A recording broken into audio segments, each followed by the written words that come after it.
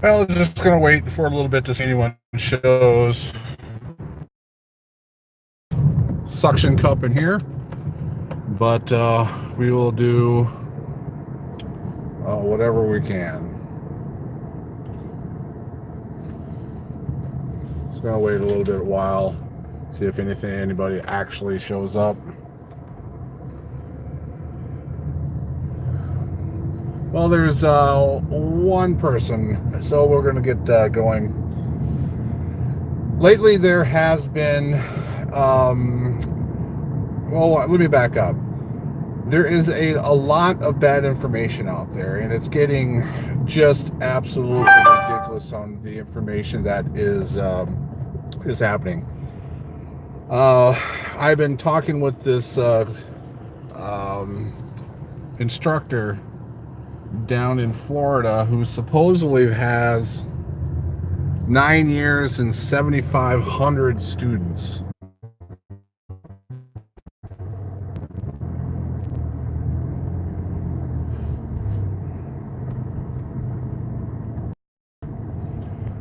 All right, let's try this again. So the wife called in, and we had to deal with that kind of thing. Well, I see we got two people back, and we're just gonna head off like this. What I've been doing is going to concealed carry classes in the Minneapolis-St. Paul area. I've taken 8 classes, and my last one was going to be on September 22nd. And it's been kind of disturbing of what people are being taught about what self-defense law is. And what really put me over the edge was that there's this one guy down in Florida who has about 700 subs, and he has a very interesting style, so I subbed to him, and he supposedly has 9 years and 7,500 students in that 9 years, and the self-defense law and what stand your ground is and stand your ground isn't. It's woefully inadequate. It almost worse to give bad information than good no information. So if you're going to have either no information or bad information, I'd rather you have no information, because bad information, I got to teach you why it's wrong first, and it takes so much extra time to do. Whatever the title is, when you guys are getting self-defense laws, whatever the title is, lawyer, police officer, federal officer, and Lord forbid, do not get your self-defense law information from an administrative federal police force like BLM or NOAA. I have more discussions with these people. Just because you have a title, lawyer, whatever, don't take what I try to give you guys the best advice as I can, and we go from there. I'm not going to sit and waste my time trying to feed you guys bullshit. Like, I don't know if he's really feeding, if the instructors in this area is just feeding bullshit, or they truly do not know what self-defense law is. They are pretty good at gun law. Where to go, where not to go, storage laws, because they're certified for that state. But at all, they are not certified for teaching self-defense.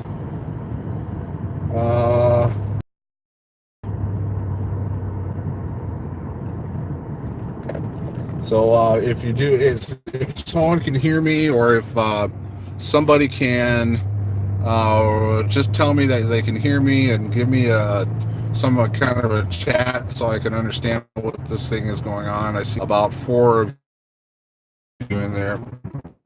If you do have any questions, go ahead and give me the questions. Working on a video this week that is not going to be typical for me. It's more going to be not instructional. It's going to be more like Andrew Branca has a test out there, I'm going to be setting you guys a test to take the test. The sad thing about it is that the average door is 50% is sad. And then you classify people who have been carrying handguns can still carry handguns for more than 5 years are only getting a 50% on a self-defense law class questionnaire. I give out marketing questions when I do my classes, and I have a couple of instructors in this area giving out marketing questions, and I have 4 self-defense law questions in there, and they're right around 60%. And it's been I don't know, somewhere around 80 questionnaires I've gotten back, and they're only getting 60%. It's a sad state of affairs. You guys are carrying a gun that has the potential of saving your life and has the potential of you spending the rest of your life in jail because you didn't know what self-defense law is.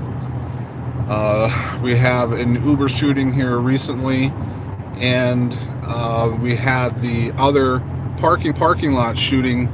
I want to be talking a little bit about that also, because there is a great similarity between those two, but one is in jail and one is not in jail because intent.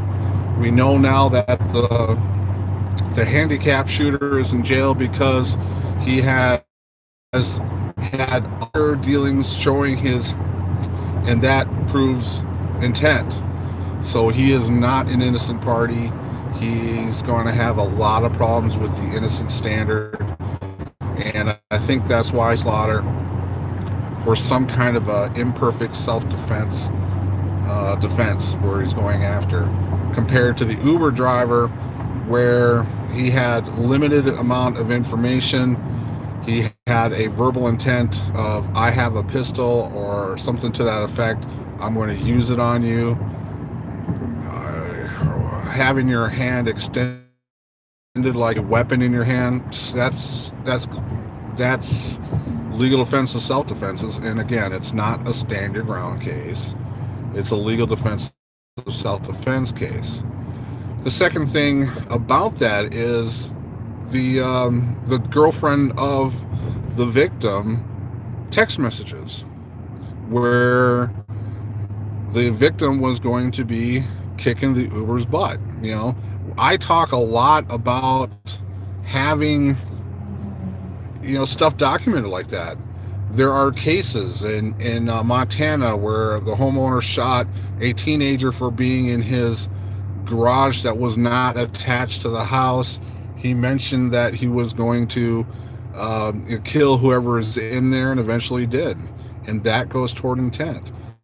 There's a case in California from 1989, I believe, where a month before they were talking about some kind of a shooting, and that can creep into the court case. The River Falls shooting here, where the old FBI, was he an FBI agent or something like to that effect, where he lied in wait downstairs to kill those 2 teenagers with the finishing shot, and he was telling other people that he would like to shoot and kill these people, and they're making him angry.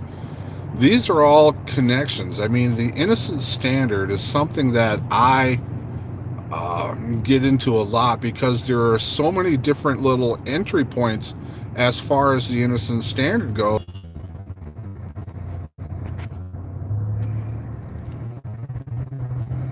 Okay, I got a couple of I'm coming in and out. Yeah, I was just going up and over a place where the cell phone is kind of bad. So that is the again, I don't know if I want to reiterate, when you get your self-defense law advice, whether it be from me, whether if the person has the title of lawyer, cop, firearms instructor, whatever the title, the professional title that person has, you got to take with a grain of salt what kind of information that you're getting for self-defense law. I mean, even for me, I just don't go out, and start talking to a camera and try to tell you guys lies. Sometimes I do get out of my lane, but my lane is innocence, eminence, proportionality, avoidance, and reasonableness. Sometimes I try to bring you guys information to understand the peripherals around that. Sometimes I do get it wrong, but when I do get it wrong, I try to bring it to you guys as quickly as possible. So we're going to take that test. I think the testing is very prominent. Again, Andrew Branca. Oh, one thing I want to say, and I'm going to have this. When you guys come back, I want to have a link. Andrew Branca, who is probably one of the most, is the leading educational lawyer as far as self-defense law is out there. He is doing a response, if you will, to the Trayvon Martin case that is ending up this week, and he is having it's not a GoFundMe, but it's on a different platform than that. But I was the first guy to give him $20 toward it, for him to give the response of how this documentary is so absolutely wrong, that he's making a response to it. This response has been so overwhelming that he's almost up to $1,500, where he was just asking for a couple of $100 to pay for his time to go through it. And he's about $1,000 away to get to his goal of $15,000. And at that point, he's going to get Don West on the interview. Don West was one of the co-counsels for the Trayvon Martin, George Zimmerman case, and George Zimmerman has also indicated that he would like to be part of what Andrew Branca is doing. So I guys implore you to go spend a couple of dimes for Andrew Branca, where he can put this stuff together, because then you're going to get a PDF of his written results as a lawyer, debunking everything. And I tell you what, the George Zimmerman case is the perfect platform for self-defense law.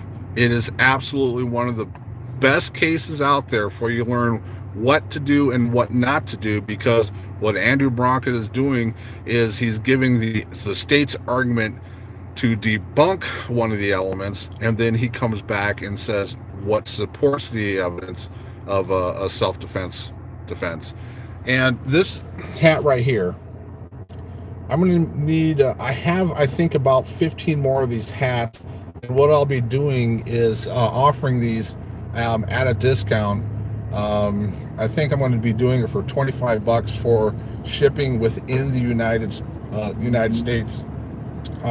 So support the channel a little bit. There is a class that I want to take.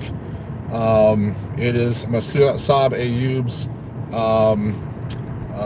law class. He's getting up there in age, and that's something that I want to do before we no longer have Mass Ayyoub's ability. So if you're interested in that, please put it in the comments that you're interested in that, and then I will eventually get it on my website at 2aselfdefenselaw.com.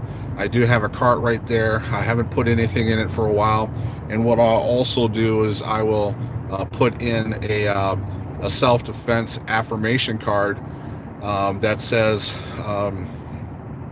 all the 5 elements of self-defense. A person who is without fault may use deadly force, including force against what they reasonably believe is an imminent unlawful threat of death or great bodily harm, provided that there is no reasonable alternative to avoid it. That's what the card says on it, and then it has my logo on the other side, and you just put that in your wall, and you come across it. You just read that sentence, and if you know every part of that sentence on how that protects you, in an immediate self-defense event, in the long run, it is going to work out for you. So again, just put it in the comments. Today's date is December 5th. So that's the hat that we're going to be dealing with the side. It is a variable kind of a hat. I had these for a special event in Minnesota. I still have about, I don't know, 15-ish, and when they're gone, they're gone. So I'm amazed. You know, I have 5,000 subs. I see 5 of you guys right here right now. I do appreciate that you give me this voice to perpetuate self-defense a proper way. Um, Again, since this is live, I'll just repeat it one more time. No matter what the title is, lawyer, cop, firearms instructor, chef, garbage collector, me, whatever the title is, take self-defense law information with a grain of salt and verify yourself. Okay. If no questions, I'm going to get rolling out of here. All right. My kid has a basketball tryout today to see if he could get on the traveling league, and he's kind of jacked up for it. So we'll see once I get home if he's just sitting in the driveway waiting for me. Okay. All right. This is Jeff with 2A Self-Defense Law. I hope this helped.